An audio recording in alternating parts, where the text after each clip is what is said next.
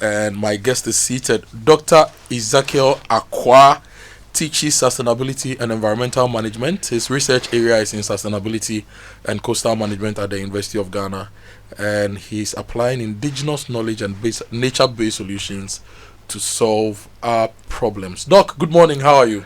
Yes, good morning, Kojo. I'm very fine. It's good to see you. Yes, good to be here too, and good to see you. You know what Sustainability Month has done for me? Yeah, tell me. It's making me meet all my lecturers. And I've heard something later about you or some few theses. And that is good. Dr. Anan was here 2 weeks ago to kickstart the conversation. Okay. We were expecting Dr. Adelina, and then the tragedy happened and we had to move on. We're also expecting Prof. Nukpeza and a few of the other lecturers at the IESS to join us to open up the conversation. But it's really good to have you here this morning. Thank you for inviting me over. Before we get into the conversation, right, I want you to give us just a little bit into your research area. Environmental management, sustainability, coastal management. What have you been up to? Okay, so the issue with the coastal management, we all know that Ghana, we've been trying to solve this coastal erosion using the sea defense systems. Yes, but unfortunately it gets to a point and the sea is able to overcome the sea defense systems, and it's also capital intensive. So do we have to always go back?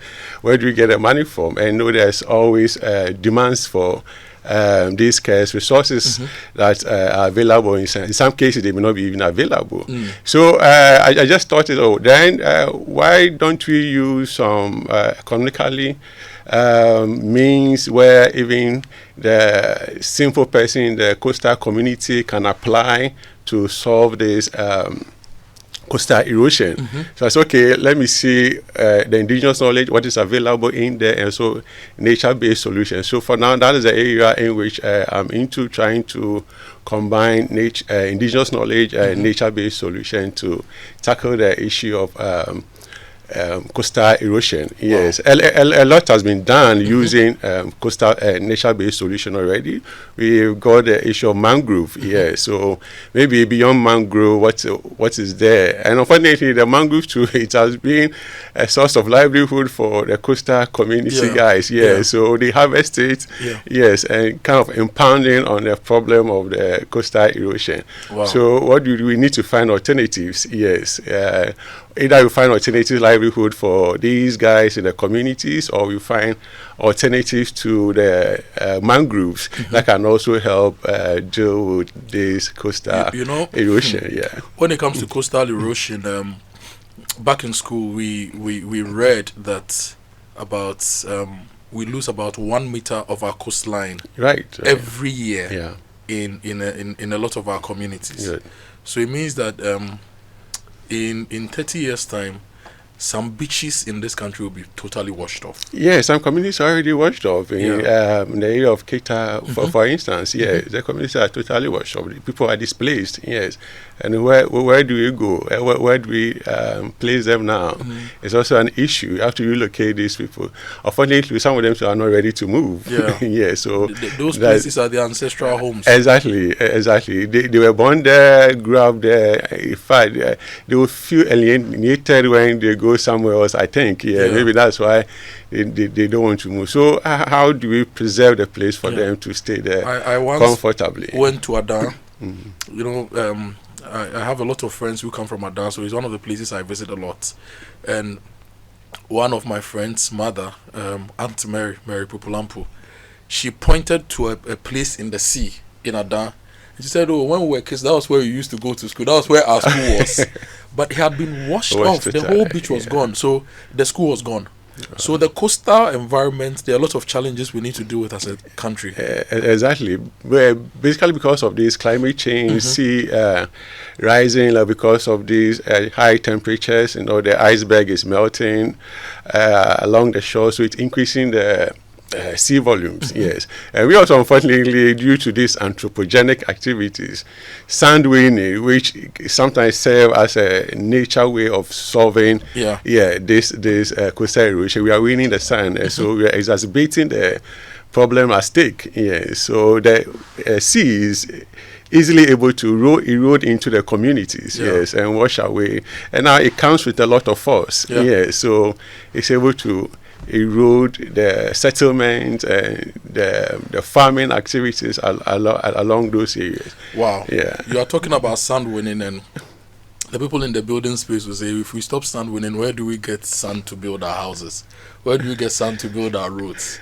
What are the sustainable ways? You see how the challenge of coastal erosion is actually related to how we are building our homes, how we are building schools, hospitals, roads. So if we don't have these conversations, we will not be able to figure out how to fix it and develop the country better.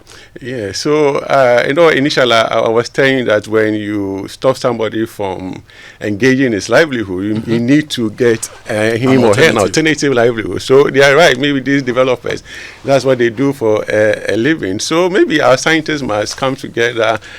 So we see an alternative to this sand for building.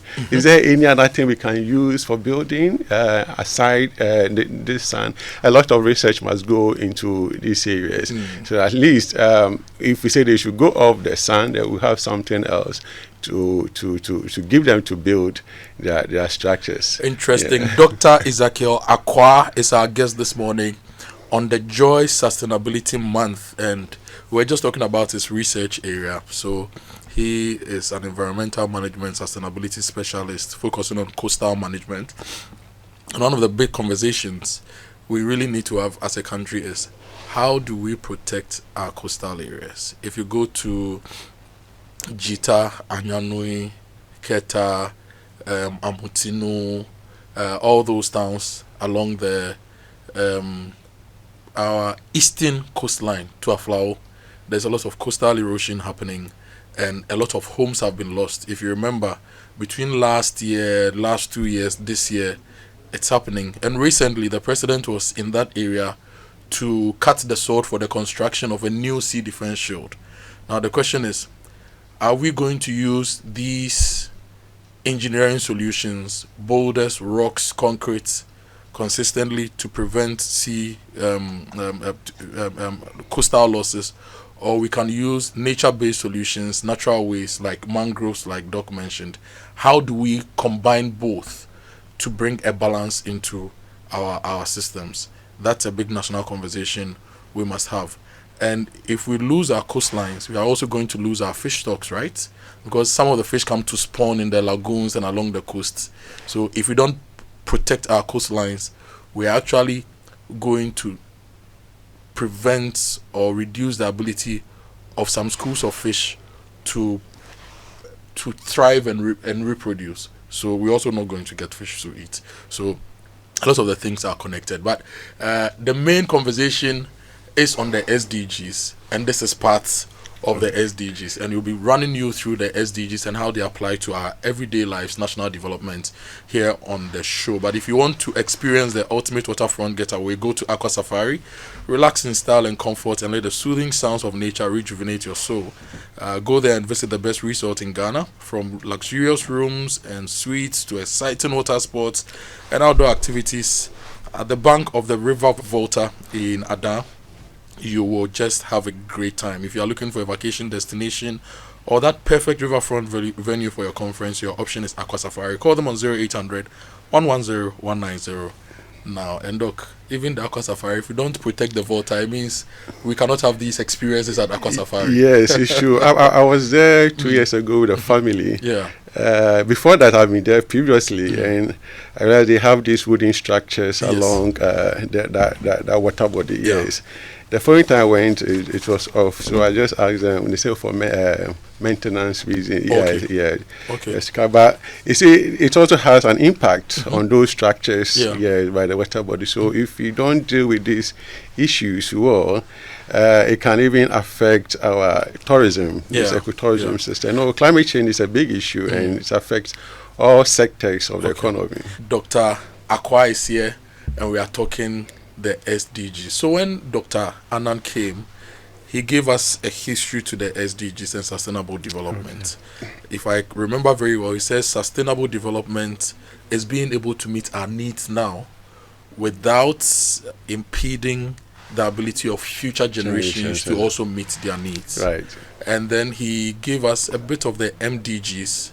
That the MDGs was made basically for developing countries, the Millennium Development Goals. Exactly. Now, the Sustainable Development Goals are goals set globally for ourselves to drive how we develop as a people, as a human race. Because whatever you do in Ghana affects somebody in Ukraine, it affects somebody in Russia, it affects somebody in Greenland. Yes, unfortunately, the environment has no boundaries. It has no boundaries. So the Sustainable Development Goals were put together to govern everything we do, and development by nations, by businesses, and by people.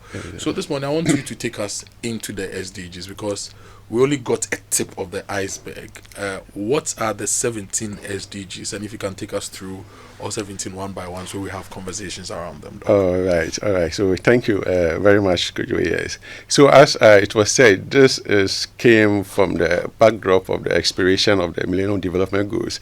That was 8 goals. Yes, and at the end of it ended in 2015. Yes. Then after that, the world saw what was happening, decided to increase it to 17. Made it the SDG goals. It's supposed to last for 15 years, so 2015 to 2030. Yes, so we have about 5 more years to ensure that we achieve these SDG goals. We have 5 years to achieve the 17 SDGs. Exactly, yes. We've not gone through them yet, but based on where you sit and the work you've done, Ghana contest, are we going to achieve these goals?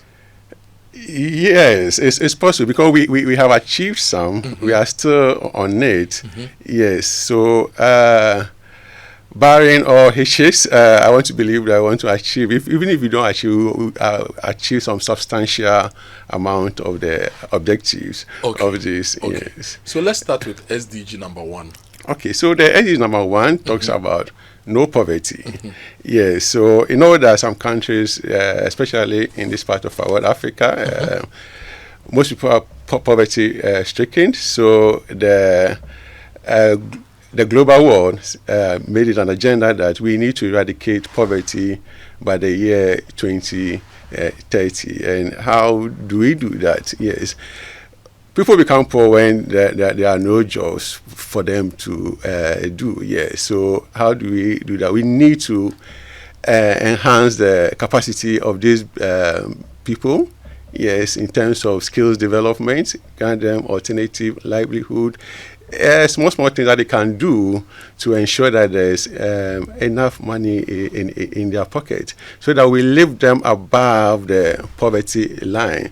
At the time the SDGs was created, I think the poverty line was about $1.25 per person per day. Yes, now it's about $3 per person per day. So what do we do to ensure that people earn such an amount in a day, irrespective of their location in Ghana? Yes, so that is what the SDG aims to achieve. And then the SDG 2. No, let's stay with SDG 1. Okay. So we have up to 2030 to achieve the targets for SDG 1. Yeah. That no person in the world should be poor, should be below the poverty line. Yeah. Now, in Ghana, we also have signed on to the SDG, so we must ensure that no person in this country, the 34 million Ghanaians, is below the poverty line. Exactly. Now, if you look at the latest multidimensional poverty reports by the Ghana Statistical Service, it says about 41.3% of Ghanaians are multidimensionally poor. And so people are poor in, say, employment, poor in housing, poor in access to water, poor in this. And we have till 2030 to lift Ghanaians out of poverty. I'm actually not going to use the wealth poverty index, but can we do this in 5 years? To ensure every Ghanaian has access to water, access to this, access to that. Is it possible? Could you? I can't sit here and promise you that we can achieve all this in 5 years. But what I know is work is ongoing. To achieve something to some extent. In fact, the Millennium Development Goals, they couldn't achieve everything within the period. And so they extended. So you could see that there are similarities between the Millennium Development Goals and these SDGs. So it's likely that we may not achieve everything, but we may have to extend it into the next couple of years after 2030.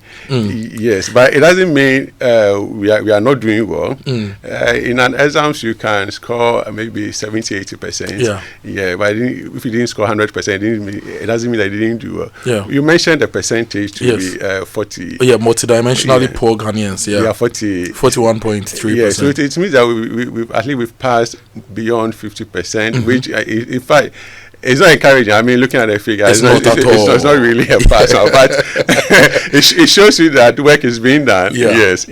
So, getting into the 2020 elections and the 2024 elections, one of the things I personally use to analyze political campaigns and the manifestos was the 17 SDGs. So, for example, NDC said they wanted to do A, B, C, D. NPP said they wanted to do C, E, F.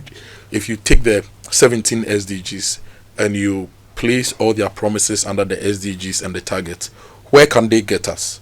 Right? So, if tomorrow the president says we are doing LEAP, we are doing poverty eradication, how can it get us to 2030 where there's not a single poor person?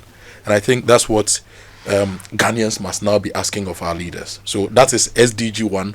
No poverty. Let's go to SDG 2. Yeah, before you go, I think you did a very good examination of it, at least using the SDG. Now it's a global blueprint for assessing us, assessing nations. So I think from where I'm coming from, we call it the marking scheme.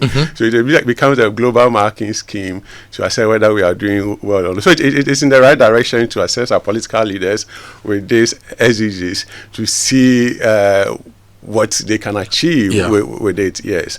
All right. So to move on to the SDG 2, where the zero hunger. Yes. So this is a SDG that wants to ensure that there's food security for all. Climate change as a way of impacting agriculture a lot. Yes. And if it impacts agriculture, the food security will be at stake. Yes, and I don't know anybody who can live without food. So in effect, also livelihood lives will be at stake. Yes, if we don't target this SDG. So what we have to do is to improve our agricultural system. Yes, and food system management, ensure that there's less of food waste in the system, and ensure that there is food for. If we're able to tackle these post-harvest losses, and also establish good storage systems, I believe we can have food here all around. Yes, and by so doing, it's a way of also tackling, ensuring zero hunger of the SDGs too. So agriculture is very important when it comes to this SDG. Let's look at the context in Ghana. So I'm on graphiconline.com. And there's a story that says 2.4 million Ghanaians face food insecurity despite interventions. Okay, so over the past few years, at least in the recent history of the country, we've had Planting for Food and Jobs 1, Planting for Food and Jobs 2. Now the new government says under 24-hour economy, they have Grow 24. But according to MOFE's own statistics, there are about 2.4 million Ghanaians who face food insecurity despite all these interventions. So for something like SDG 2, by 2030, we should not have a single Ghanaian facing food insecurity. And we should also have food available in the country round the clock. So there shouldn't be seasons where, like this season where tomato is cheaper, and by Christmas, the same tomato you buy for 1 cedi now you buy for 5 cedis. We should have put in place strategies to ensure that quality food is available and affordable. That is SDG 2. Yeah, so that's what I said, that we should have a way of improving our storage systems, and also preservation of food, is very, very important, and increase the shelf life of our food also, because there's research going on to see how food storage and the shelf life of these foods can be elongated, to ensure that there is food all around. So we need to pay attention to our storage system, and also post-harvest losses, find a way of reducing it, because there are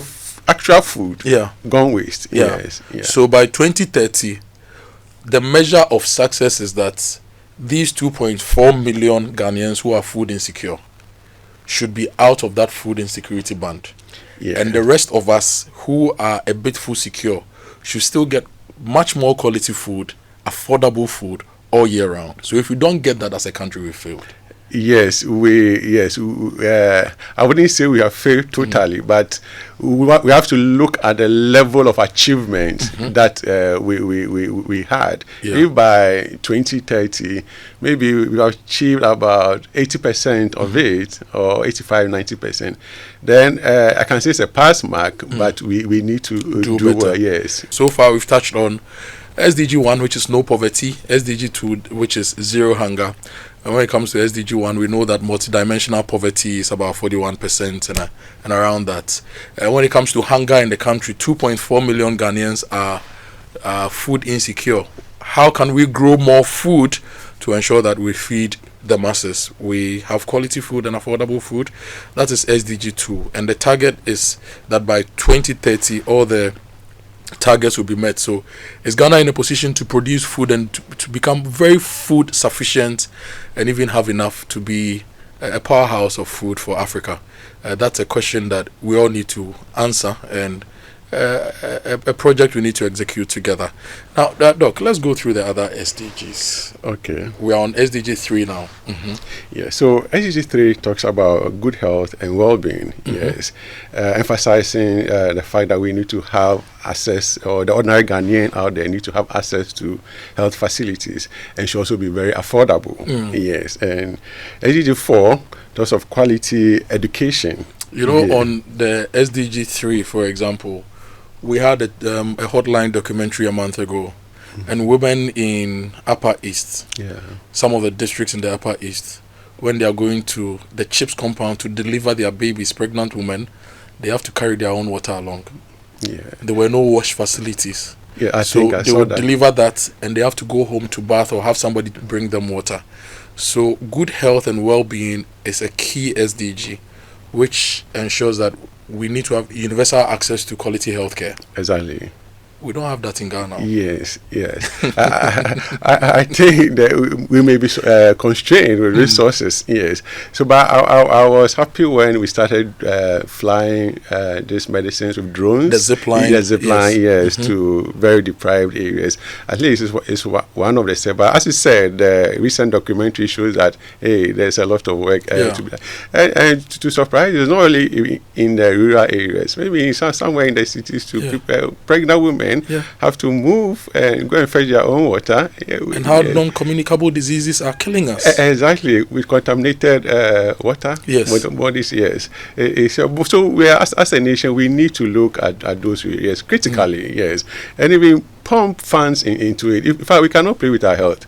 Yes, if we need a healthy nation, the people must be healthy. Yes, must be healthy to work for the productivity of the nation, increase our GDP and the rest. So I think we must do all that we can as a nation to salvage that situation, pump enough funds into the health sector. And the fourth one? And the fourth one talks about quality education. Yes, so it deals with and ensuring that girls and boys get access to primary, secondary education, and with tertiary education. Yes.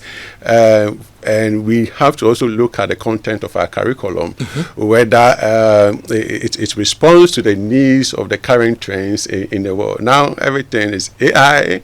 Yes, how much of AI do we have in our curriculum sector? Technology, yes. These must feature in our curriculum so that we produce graduates who are industry ready, yes, AI ready, yes, for so four is quality education. Four is quality making education accessible, very accessible, affordable, yeah, primary, secondary, tertiary. and functional education. Exactly. Not anything you go and do and come and sit at home and be an unemployed graduate No, and no, join no, an no. association. That's I was saying that we should produce industry responsive content Yes, curriculum. Yes. So that is SDG for quality SDG for, education. yes, Maybe yes. later we'll come back to discuss that in detail, SDG 3 and 4. Alright. But what is the fifth one? The fifth one talks about gender equality. Yes, giving access to both men and women, especially women and girls. Yeah. Yes, in everything, in terms of education, and in terms of position at our workplaces, everything. Some time ago, men were only given or they had access to this position, but now we say, let's give a chance to our women also. Yeah. Yes, it should be gender balance. Yes, I know some organizations are doing very well. Yeah. Yes, they have as a project by a certain year, 5 or 10 years, there should be equal number of men and women in employment. Yes, I don't want to mention names of but I know it has been a target of most. Based on your research, if you have names, maybe we can mention their names to encourage them to do better, or to encourage other companies to learn from them. Other companies to do. Even I've heard of MTN that has the agenda, to give access to women also, maybe by I think 5 or some years, you see equal number of men and women. Yeah, Fidelity Bank is also doing very well. If you look at their board level, management level, there's exec level. They have a lot of women up there. Yes, I remember Nanesi Aidan Akest, AC Mills Robertson, I believe. There is Nanaya, who is the head of sustainability actually. Yeah. And there are a lot of very powerful women in there. Yes. So it's gender equality. Gender equality. I have a student who works at the port, yes. So in my interaction with her, saying the port too has the same agenda. Okay. Yes, to ensure. But I can say Obabidi president of Ghana. Oh, yeah, it's possible. Maybe we've had a woman our current Speaker of Parliament. Yeah. We have a woman. We've had women being chief justices. Yes. We have a vice president. Yes. So next election, let's put a woman there. Exactly. We're on the right path. Having a woman vice president. Yeah. Then the next time he will succeed the president. So we have a woman leading the prison service and a woman leading the I think fire service as well. Yeah. IGP Kra should be a woman. Yes, and my vice chancellor is a woman. Yes, and KNUST as well. Exactly. But we still need to do better. I remember when we had the Mama, I wanna go to school. Faba Biako Suku, send your girl child to school. I remember that. Yes. Now this year when I looked at the WASSCE candidates, majority were girls. So now the population of girls writing WASSCE is more than population of girls writing BEC. Yes, it's more than population of boys writing WASSCE, yes. which is a very good thing. Yes, and you are right, and there is data to show that now there are a little bit more of women or girls in the classroom than the boys. It's very close, but the girls are a bit higher, about 51%. But we need more women at the top. Yes, we need more. And recently our state of affairs at the University of Ghana showed that there are about 51 students as females. But there are some men who have started drawing our attention that over the years we've concentrated on promoting girl child education, and we are also not investing as much in the boy child, bringing up the boy child to complement the girl child. The same way we want the girl child to complement the boy child. Because if you are talking about gender equality, there should be a fine balance between the male and the female so that there is harmony. Maybe something that we should not lose sight of. Yes, I think you are also right on that tangent. Yes, but we need to also develop quality men for our women to marry in future. Yes. So or to support them at work. Yes, or work with them. Yes, work with them everywhere. Yes, so I think we can also look at that and not lose sight of the fact that we also need to pay attention to the boy child. Yes. So by 2030. We need to have a female president. We can, yes. And I think we are on the right path. Yeah. Now let's go to SDG 6. Okay, SDG 6 talks about clean water and sanitation. Yes, ensuring that people have access to clean and affordable water, and also good sanitation management. Yes, so that we don't see these kind of waste all around our gutters and our streets. Yes, and I know Zoom Lion is doing very well, but I think that there's a little bit of issue on to change or something. Yes, so but clean water and sanitation, I don't think we can achieve that by 2030. I'm not a researcher like you, but based on the little work we do in the media, for example, look at Galamsey. It's been going on for years. It's been going on. If you take out the Volta Basin, right? Almost all the other river basins are affected by Galamsey. Exactly. Tano Basin, Ankobra, Brim, Densu, almost all the water. And then even Volta, if you go to the Black Volta area in the Savannah region, Bole Bamboy area, there's some mining that goes on around Dollar Power and all those areas, which is affecting the Volta. So the raw water sources are being damaged.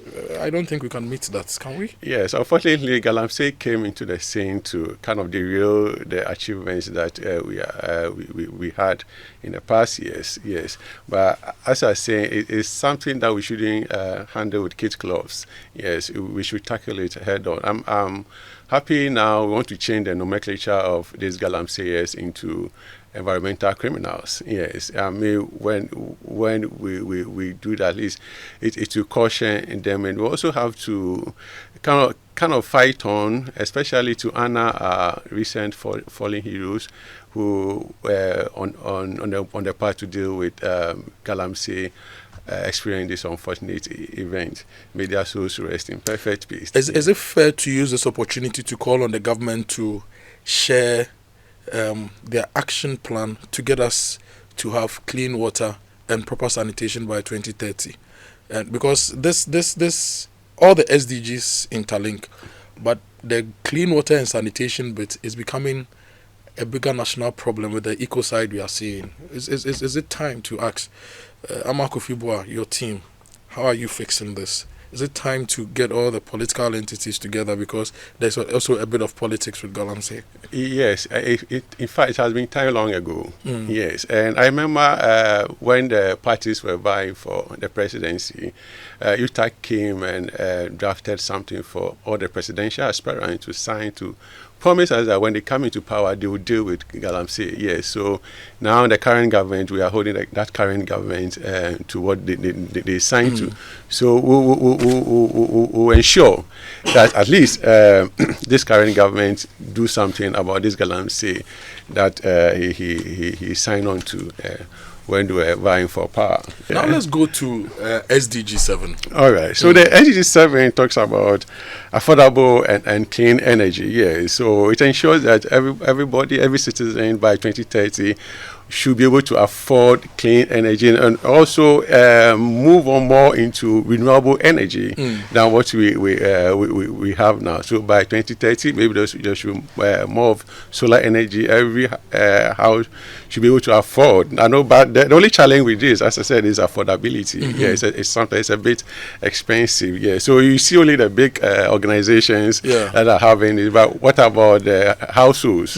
Yeah, so I think government must step in to make this very affordable. Energy Commission used to have the National Rooftop Solar Project. Exactly. I don't know whether they've stopped.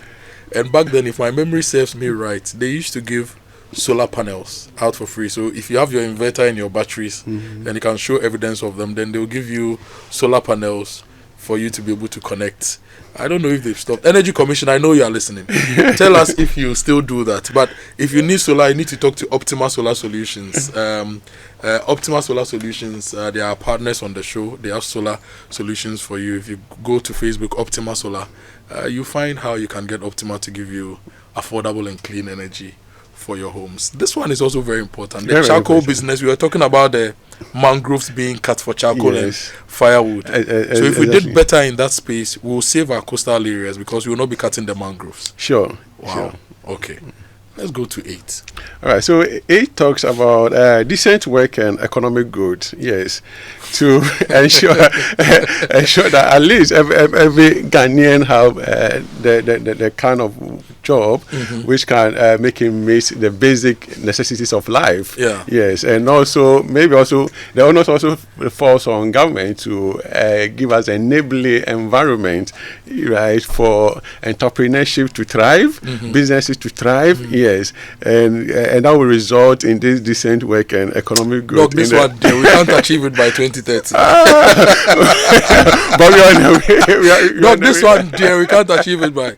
Honorable Rashid Pelpo, can you and your ministry tell us, based on the work you are doing, that by 2030 we would have reduced unemployment and we would have created enough decent work? Look, this morning there's one of the newspapers. They said only 250,000 out of a possible 2.7 million people who need jobs are getting jobs in this country. Yeah, so that's why now we are hammering more on entrepreneurship.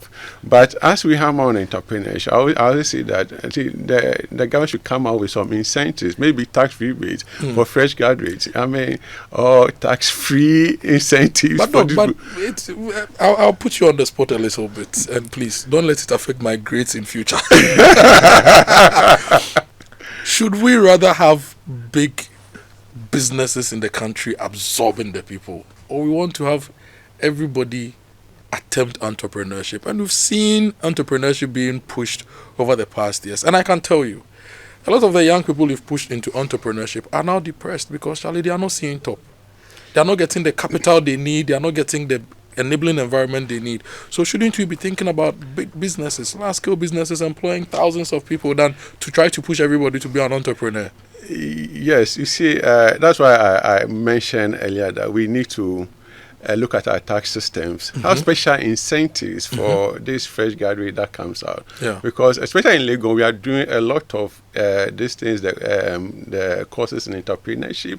We have the startups and the incubation house they come out with brilliant ideas. And some come to pitch in competition and you realize that this thing is workable. But what of the enabling environment outside the university settings? Yeah. Yes. So tax system must come in. The enabling environment must also come in. And back to whether we should create a very big business to absorb them. I think that the issues we are facing now, we need multidisciplinary approach. Okay. Yes. A tiered structure. Bigger structure. businesses, mid-scale businesses, then the smaller cottage industries will support. Exactly. Okay. Yes. There are some people, I sometimes speak to students who say, I don't want to work for somebody. Yes. So some people who have the zeal to do their own work, yes, we'll find a place for them. And those who want to start with working for other organizations to gain the experience. So we also give those organizations the enabling environment, enlarge them to be able to absorb the rest. So we create decent work, we drive economic growth, and a GDP growth should not just be in the numbers and the percentages, but should reflect in our lives. Exactly. So if tomorrow Atoforsen says that his GDP growth target is 2 to 3, 4, 5, 6%, that shouldn't be a figure reported in the news. But my life must improve accordingly as the GDP of the country grows. Exactly. Okay. Yes. Okay. Okay. Otherwise, give us 2 more, then we'll go for a quick break and continue with the rest. Yes, and SDG 9 talk about industry innovation and infrastructure. Yes. So what are we doing for industries to emit less fossil fuels in the system to curb this issue of climate change impact? Yes. So are they using modern technologies? Yes. That maybe emit less emissions? Yes. In those years. So those are the things we are looking under SDG 9, yes, innovation, yes. So as I indicated, there's a lot of innovative work going on in our universities, these startups, the hubs, yes, for our students.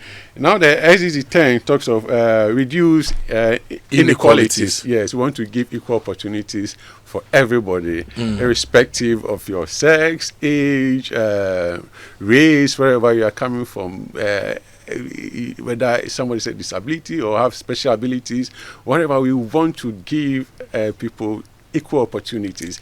And let me inform you that even in the University of Ghana, we now have developed a policy called equal opportunity policies, yes, to ensure that at least there's something to guide us to ensure that we give equal opportunities for everybody, irrespective of your background, age, religion, sex, political affiliation. There should be equal opportunities. Exactly. So Ghana Scholarship Secretariat, if they are giving scholarship, it shouldn't go to people with connections to the government. No. It should be fair and merit-based. Yes. If we are doing infrastructural development, it should be fair and merit-based. Exactly. Jobs, everything. Okay, Doc.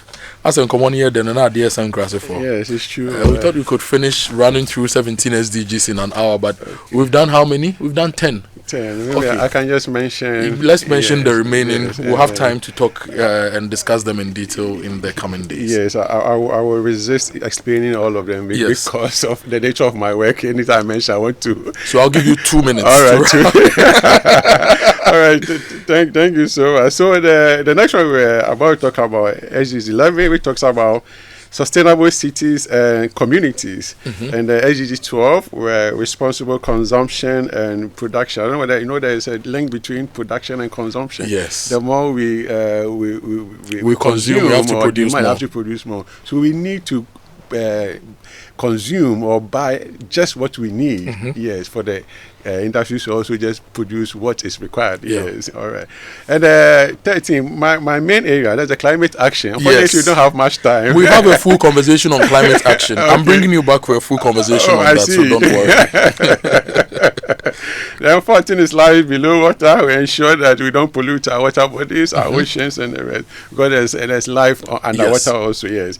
And life on 15 is life on land, forest conservation, biodiversity conservation, and the rest. And 16 talks about peace, justice, and strong institution, ensuring there's no violence and justice for all. Yes, and the last rule of law. Rule of law is working. Yes, and you remember former President Obama says we need strong institutions, not strong men. Not strong men. Yes, exactly. Then the last one, 17, partnership for goals. Yes, we need to come into collaborative media, work. academia, governance, where all institutions business. must come together. As I said earlier, the problem we are facing is we need to tackle it multidisciplinary. So every institution must come on board. All hands must be on deck to ensure that we tackle these issues at times, so that together we'll have a very peaceful and a well-being environment, human beings, and a good planet, good air, everything for us, so as to ensure that we all live a peaceful and a life which is worthy. Doc will be coming back to explain the others in detail, especially climate action here on the Joy Sustainability Month. Let me say a very big thank you to you, Doc, for coming. I know you're a very busy man. As I told you, I have examination this week to conduct for my students. Yes. You and the lecturers at Legon IESS. I schooled there, so I know how busy you guys are and the demands on your knowledge, your skill set, and everything. But you made time to be here this morning. We really appreciate it. Thank you so much. And also a special thank you to the newly minted director of IESS. Exactly. Professor Nupeza. Charlie, the one taught me industrial ecology and all sorts of things. Prof will also be coming in one of these days. And I also want to say hi to my Vice Chancellor. She's doing a very good work. Prof. Abba. For years. Yes. Thank you so much.